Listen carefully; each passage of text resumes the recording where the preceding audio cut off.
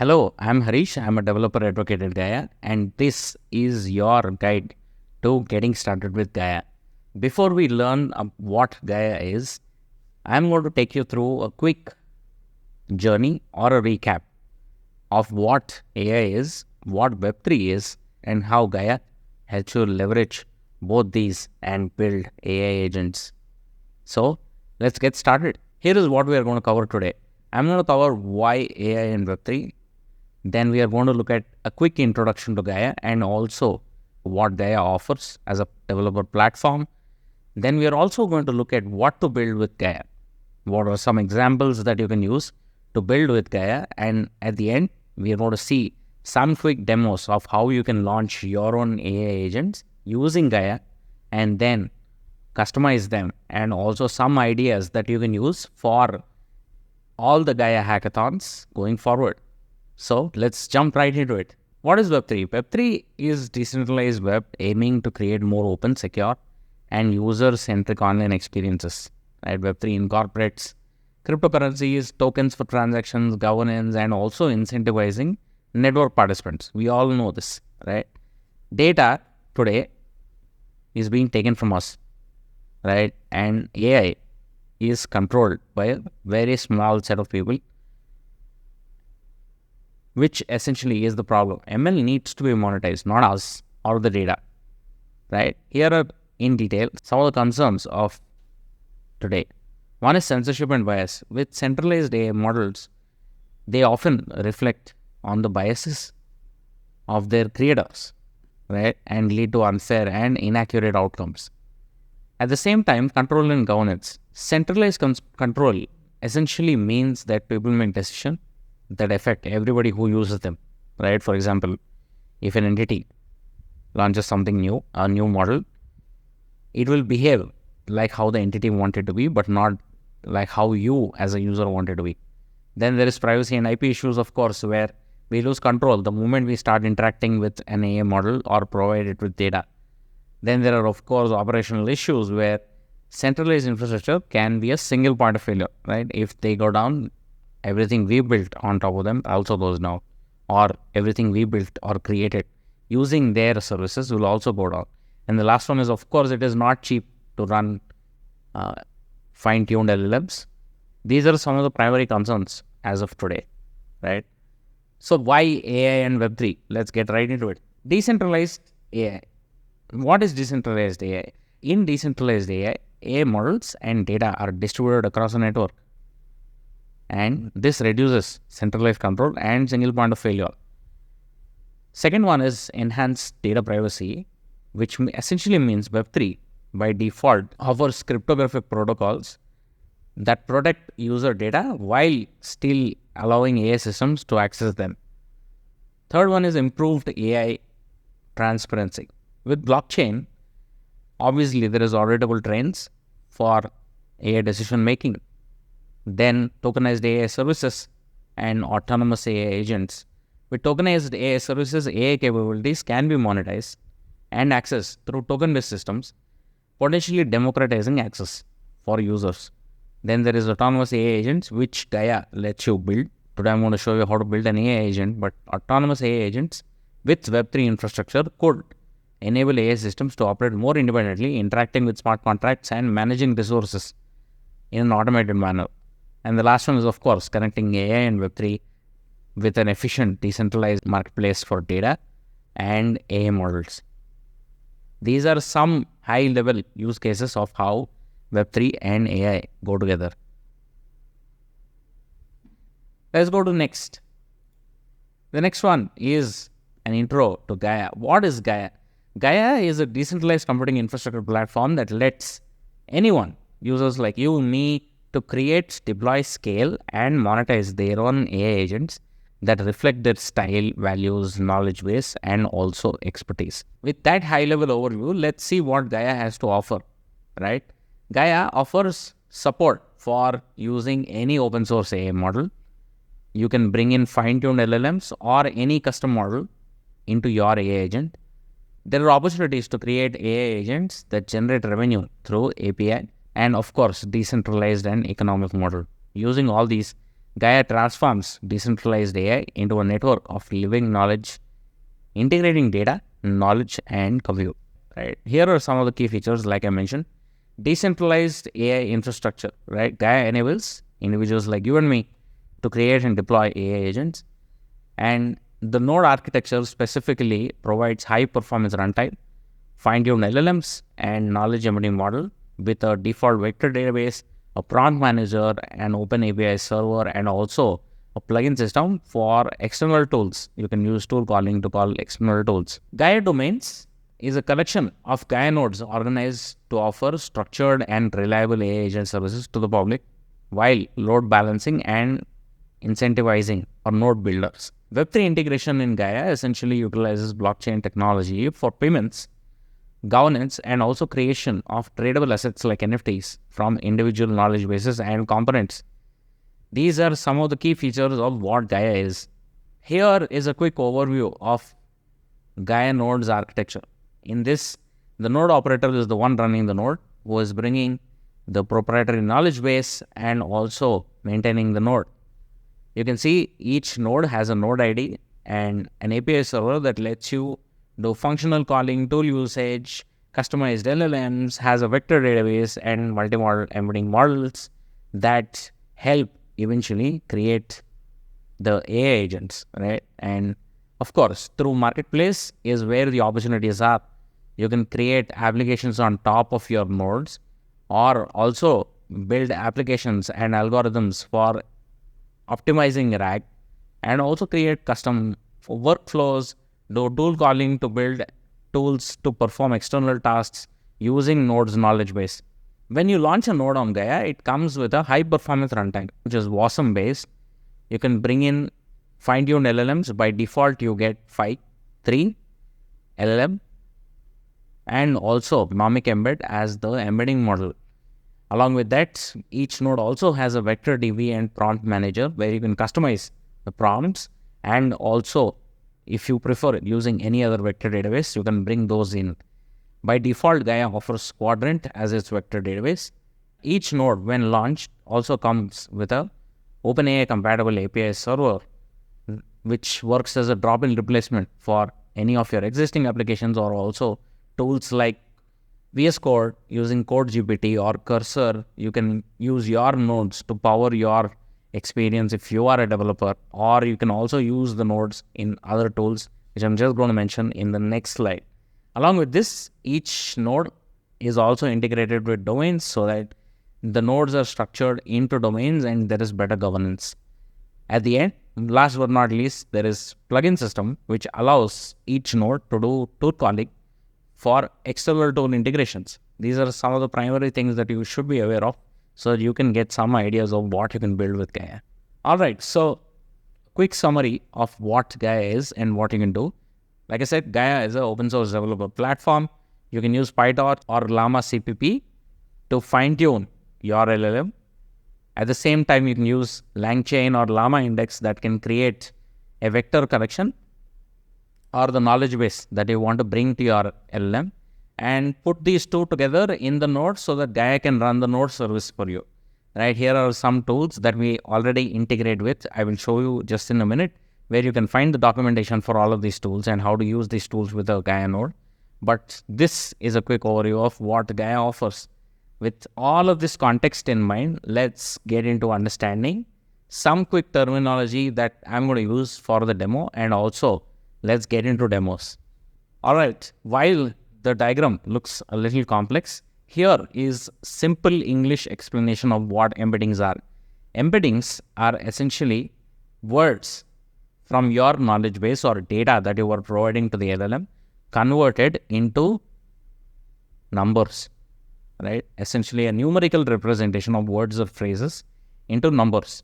What embeddings essentially do is capture semantic meaning and relationship with the phrases in your knowledge base, so that when the LLM is responding back to the user's question, the context and the meaning still remains intact. Gaia by default uses Nomic Embed as the embedding model, but you can bring your own, right? The second concept that we have to understand is LLMs.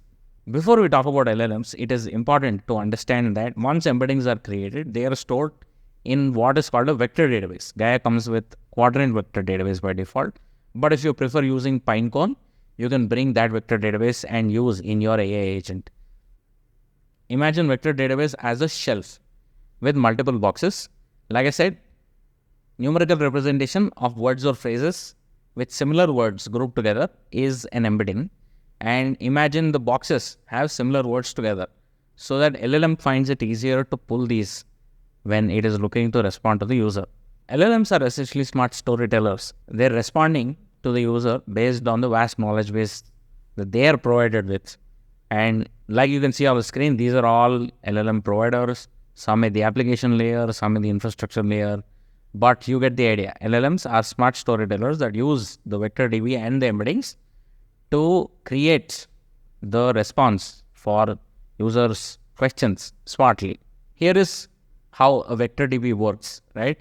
In Gaia, you can bring any knowledge base form. It can be in the text format, PDF format, CSV, or even a URL, right? You bring your knowledge base, chunk it into different segments so that LLM can easily understand the context. Because if you provide the LLM data that is not chunked, there it will lose meaning. Because if I continuously talk to you for 2 minutes without giving a break and not giving you enough context, what I'm talking about, you'll probably lose me, right? Same with LLMs, right? You have to teach them properly.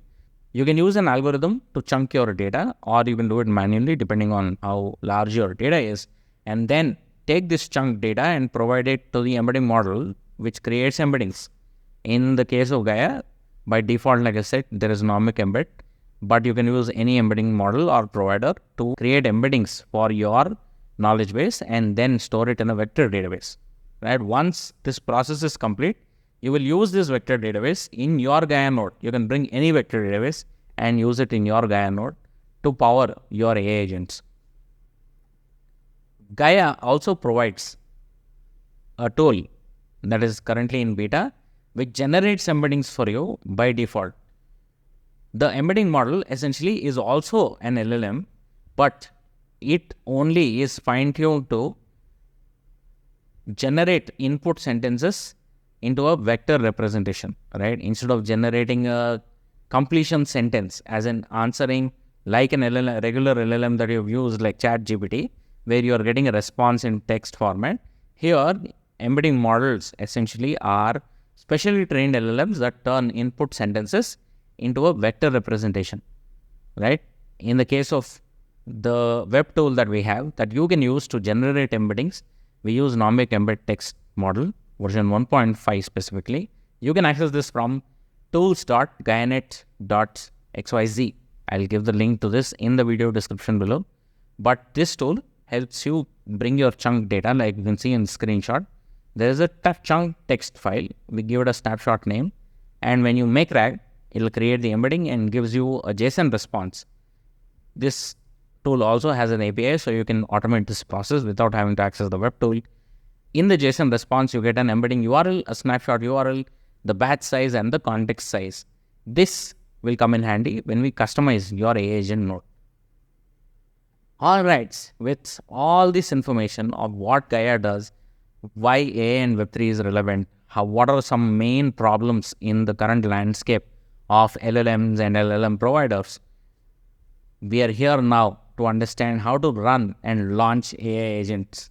Scan this QR code to get access to our documentation, where you can also get started along with me to launch your node. So let's begin. Once you scan this, you should see a quick start guide page, which I'm going to show you now, and launch a node along with you.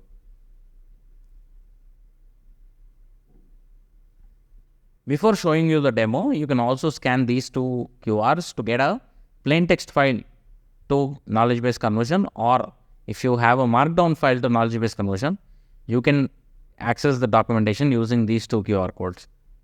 All right, let's go to the demo. This is Gaia, right? This is the website of Gaia. You can access it through gaianet.ai. If you scroll down, you can see that these are some of the active nodes currently online across the globe. And Once you go into the menu, go to products and agents. Here you can see some of our public agents that you can access and chat with, right? There are different types of agents. Some of them are digital twins, which are essentially virtual representation of a physical entity or a person, right? We have one for Vitalik. There is one node trained on Formula One that you can chat with. These are some examples of what you can build, right? And the public nodes that are currently available, you can click on these and chat with them directly as of today, right? Along with this, you can also find some of our most popular LLMs that we use that you can also chat with, and all the nodes that are currently running for all these LLMs, you can click and go through and find nodes that are currently live using this specific LLM. That's a quick overview of what the website has to offer. Feel free to explore. But let's go into the documentation. To access the documentation, go straight to docs.gaianet.ai. Once you go here, under the node operator guide, you will find a quick start with Gaianet node. Once you click this, scroll down, you will see a curl command. This is how you install the node. This also installs the Gaianet CLI, right? Let's see how to install a node. Remember that you can run multiple nodes in your machine. To be able to run multiple nodes, scroll down to how do I and go to install multiple nodes. Since I run multiple nodes on my machine, I'm going to use this command. These are the additional parameters that you have to pass, which is the paths to where you want to install the node, right? So I'm going to copy this and I'm going to paste this command here and then run it, right? Let me just quickly update this to my path. I'm going to call it, what should I call it? Let's call it best. All right, once you run it, it will install the Gaianet CLI for you first, and then also will download the runtime that comes with each node. Along with the prompt manager, we use Wasm Edge runtime. And once all of these are installed, you should see a command that you have to run. This is the most important step. You can also see this in the quick start guide, which is the source command. You get a command to run first so that the Gaianet CLI is available to you in this terminal. Otherwise, this will not be available to you. Let me reduce the size of this so that you are able to see and zoom in a little more. Okay, looks good. Once this is done, let's run the source command. This is done now. I'm going to copy this and run it. Now, Gaianet CLI will be available to us in this terminal window, right? Now that is done, out of the way. Second step is to initialize your node. By default, Gaia comes with a specific knowledge base and a specific LLM. I'm going to show that to you. But the second step, once you install the CLI, is to initialize your node using Gaia init command, right? You can also see that in the documentation. Once you do Gaia init, since we are running this in a specific folder, remember to always pass the paths to that folder. Okay. When you do initialize, it will download the model and the embedding model, and also initializes the quadrant vector database so that it is ready to go for the next command. We'll get to this once it is complete. And remember, depending on the LLM size you are using, this may take longer or shorter duration. And also this depends on the internet speed of yours. All right, we are almost done with init. And now you should see that this is complete. And the last command for us to run is Gaianet start. Let me clear this first.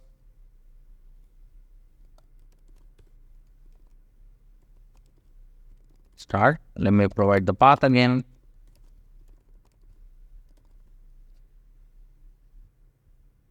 All right. Once you run the start command, you should see that the quadrant instance is starting and also the Llama JPS server starts. Along with that, you should get a response, which is the URL to your node. So your machine or the node that you just installed auto assigned a node ID. And this is mapped to a domain so that you can access the node directly in a browser and start talking to the LLM. Like I said, when you launch a node, you get a OpenAI compatible API, which you can use to extend your existing applications or build applications on top of it. Along with that, you get a chatbot UI where you can interact with your node directly and see how it responds. So let's interact with this node that is a expert in Paris and acts as a tour guide for Paris. When you open the URL that you just received for your model, you should see that it shows the node ID along with the model name, and to interact with the model, you have to connect your wallet. By default, you have MetaMask, and this is an opportunity for you to build integrations to bring more wallets. And once you click on start, you can start interacting with the node. You can ask it questions and it will start responding. Like I mentioned, this is the default that you get with every node. Along with this, there is a API URL, which is your node URL followed by OpenAI endpoints, right? Like I said, every Gaia node comes with OpenAI compatible APIs. You can essentially build anything that you want to build or have built with OpenAI's APIs and replace them with your custom node and custom knowledge base. That is how you run and launch a node with Gaia. Now, let's quickly see how to customize your node. Now, you would obviously want to bring in your custom model, your knowledge base, and customize this entire node to work as per your needs, right? To be able to do that, here is a quick command that you should try, which is, let me clear this, which is Gainet config list. These are all the options that you have to configure your specific node. You can provide a chat URL, which is the LLM URL. Gaia today supports GGUF based models only, and you can provide the partext size, the batch size, the embedding URL that you get from the text to rack tool that I showed earlier, where you can generate embeddings from your knowledge base, which is a text file, right? If you are converting this through another algorithm automatically into an embedding, you can bring those files also and provide the URL here. You can also use LLMs from Hugging Face and bring them here, right? You can provide the system prompt and the rack prompt. You can also provide the embeddings context size and which prompt template to use and all of these, right? These are all the options that you can use. Now, when you go to the folder, you should definitely check this out to get some ideas of what you should probably build using Gaia. These are some of the options that are available, where if you see, Quadrant is the folder that is available, and Gaia by default runs on a Quadrant vector database. And there is a dashboard. The chat is loading from there, and obviously config.json is where you can configure. And if your node doesn't respond, or if you run into any issues, the trick is to stop the node first and do init and then start it again. And you can also go into the log folder and see the logs for all the tools that help run a node. Now, like I said, we can customize anything. To be able to understand how to customize, if you go to our documentation, you'll find that there is a section called Customize Your Gainet Node. When you go in there, you will find different options. Like I mentioned, you can pass these parameters and customize. What we are going to do is quickly stop our current node. Let's do Gaia, stop, and provide the base. Remember, if you're installing multiple nodes, always provide the path of which node you want to stop.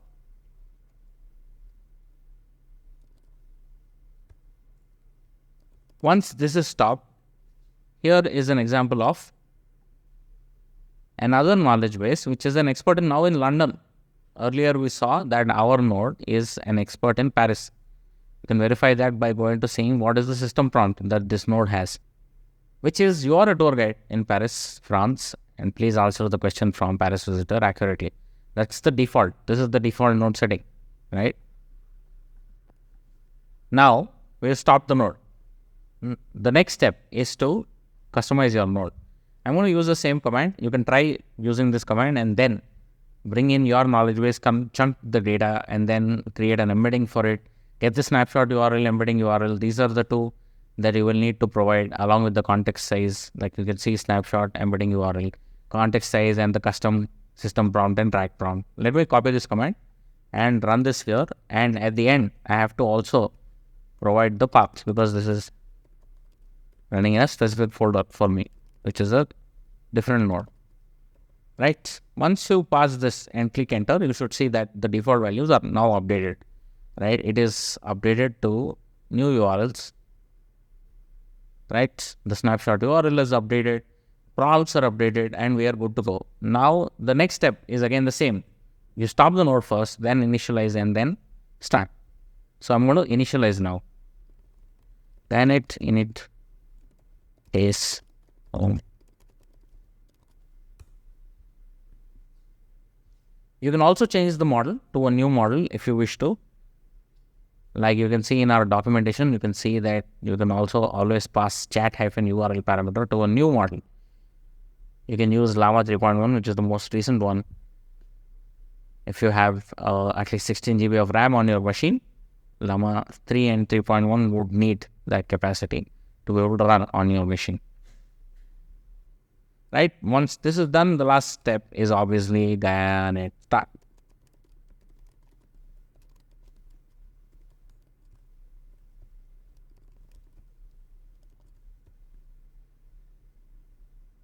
That's all. That's how you customize a node.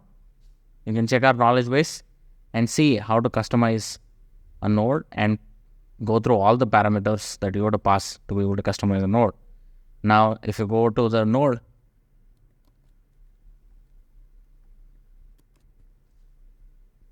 you should see that the system prompt is automatically updated to London. And now any question that you ask this node, it will start responding about London, because the knowledge base that this was trained on is now changed to London. Similarly, you can use the tool that I mentioned, which is tools.ganet.xyz. When we open that up, you can always use this tool to drop your file here, which is a text file chunked, and then give it a snapshot name and then make RAG so that you get a JSON response here that you can use to customize your node. That's how you launch a node and customize a node on Gaia. Along with this, here are some tips on what more you can do with Gaia. Now, we've only talked about bringing a knowledge base that is in text format. Now, if you want to bring something that is in a PDF format or a question and answer format or a CSV or a URL, how would you do that, right? For that, we have the documentation that is available to you on docs.gaia.ai that you can go to and go to creator guide, and under creator guide, you will see something called knowledge bases. And if when you go into knowledge bases, you should see that there is a tutorial for plain text. Here is how you convert a plain text file into embeddings. Then we also have a markdown file to embeddings tutorial. Like I said, there is also CSV or question and answer pairs knowledge base to be converted into an embedding, and then a PDF file or a URL. The tool is also available here that we just saw of how you can bring your chunked file and convert it into an embedding. You can also see a tutorial of how to chunk available right here. Always leave a line break between segments so that the context is maintained for the LLM. That's how you can bring your knowledge base in any form into Gaia, customize your Gaia node, and run your own AI agents that are experts in specific field or behavior. If you want to run your nodes only locally, then you will just have to pass this parameter when you run the start command so that the nodes run only locally in your local machine. There are also tutorials on how to start a node with Docker, and our documentation is quite extensive. I highly recommend you go check out docs.gaia.ai and find what you're looking for. The other important thing that you can also try is the public nodes that we have, that you can straight up replace your existing OpenAI APIs with and use our public nodes. You can also do tool calling using the tool use Llama endpoint. And we also have Phi endpoint, Gemma endpoint, CodeStrill endpoint that you can use, and the chemistry teacher demo. And also you can see how this was built. We also have the digital twin of Vitalik that you can try. These are some examples of what you can build using Gaia. Along with that, I also have some fun ideas of what you can do, play around with for the hackathon that you are participating in to build on top of Gaia. Remember, all Gaia nodes come with OpenAI compatible APIs, which means the API for your node can act as a drop-in replacement for your existing OpenAI based projects. And also, if you're familiar with OpenAI API structure, you can simply just change the URL and build applications. Anything that you want to build using OpenAI's APIs, you can build using Gaia Nodes APIs. Along with that, you can also think about building dApps that leverage both blockchain and also AI. You can build AI-powered dApps with enhanced privacy and control, right? Leverage blockchain for transparency and also secure AI services. You can also build personalized AI agents, which means you can train and fine-tune LLM on specific topics or specific programming languages or specific issues and respond back to the user on those issues and then build applications on top of it. You can also customize or create AI-based wallets like Coinbase's wallets using the Node APIs. You can create digital twins like I showed you using GaiaNet's nodes. You can always think about building decentralized AI marketplaces where you can group similar nodes together or build AI applications that you can offer as a service to the end user. And also, the last one but not least is to think about tool calling or building external AI capabilities where you can build a custom plugin or a custom integration that talks to an external tool or an SDK or is customized to a specific technology and responds back or does certain tasks like fetching data from an external tool. These are some high-level examples of what you can build for the hackathons that you are participating in. Remember, always you can come join us on our Telegram group where you can ask us for support or any questions that you may have or any issues that you may run into when you're building with Gaia. With that, we come to the end of this workshop. Do join our Telegram group. That is where the Gaia team is and all the other builders who are creating AI agents are, who are more than happy to help you and be part of the community on our Telegram group. Come join us on Telegram and show us what you're building on Gaia. Thank you.